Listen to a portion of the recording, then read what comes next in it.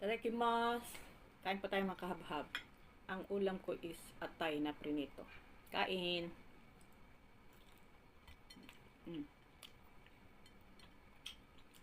Prinito ko siya kasi buo. Nabili ko.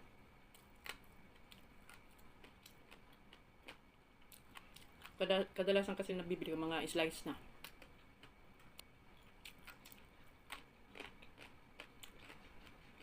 Nahubag.